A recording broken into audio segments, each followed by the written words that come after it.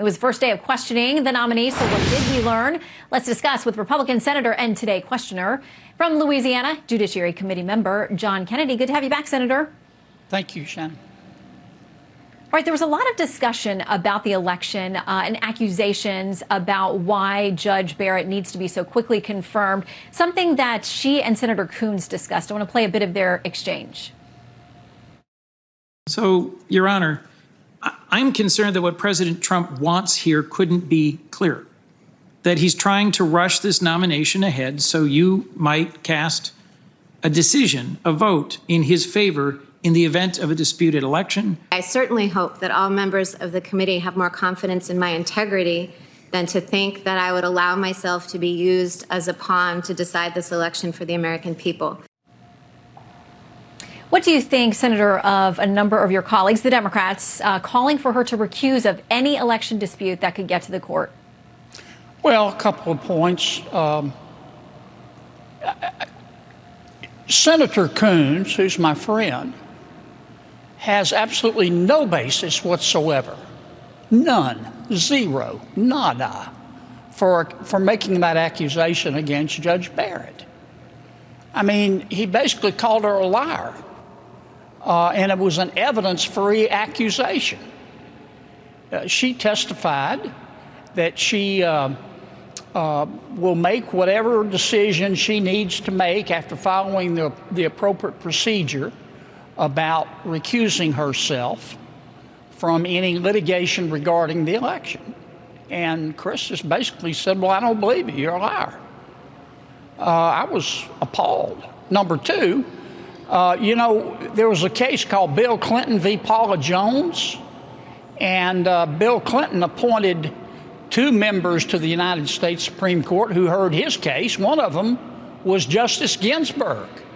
I don't remember any of my Democratic friends insisting that those 2 justices put on by a Democratic president ought to recuse themselves. I just listened to 11 hours of testimony by Judge Barrett, and 30 minutes was mine, and I asked tough questions. And nobody laid a glove on her. She's pretty damn good. I was pretty impressed. Now, tomorrow's a new day. We'll have more questioning tomorrow. But any fair-minded person who watched all 11 hours, and I was there every minute, and who has an IQ above room temperature, had to come away impressed. Well, the ACA has been a constant theme with your Democratic colleagues and warning America essentially, and I believe Senator Harris kind of encapsulated it, that this nomination is all about getting rid of the Affordable Care Act.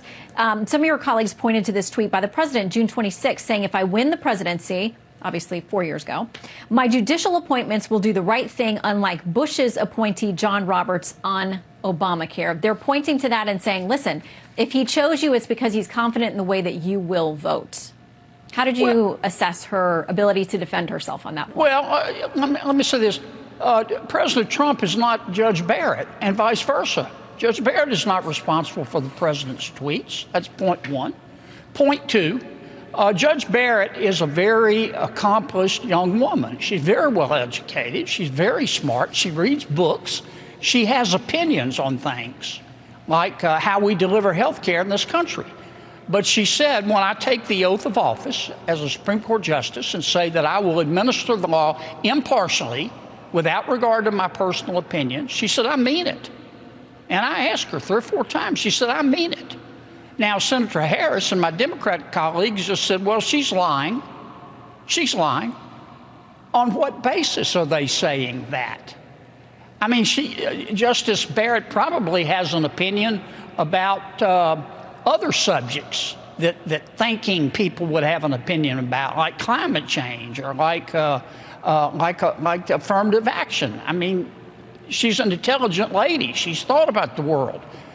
All members of the Supreme Court, every sitting member of the Supreme Court is intelligent and has thought about the world, but they all take an oath that says we'll put our personal feelings aside and decide cases on the basis of the law. I don't hear Senator Coons or Senator Harris accusing Justice Kagan of being a liar and say, well, you have values and principles, and and you're not putting them aside. And if they made that accusation, it would be wrong because they have no basis for saying it.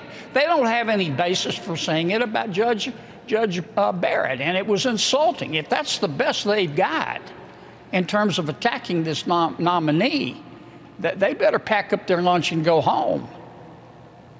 And let me say it again. Let me say it again. I sat through 11 hours of her testimony, and I did my job. I asked her tough questions. I do my job. And no fair-minded person with an IQ above room temperature could have walked away after hearing that testimony and not be impressed. She testified 11 hours without notes, and nobody laid a glove on her. Well, it was a long day, and we'll all be back there in the morning. We'll see you there bright and early, about 9 o'clock in the morning. Thanks for making time for us tonight, Senator. Thank you. Good to see you.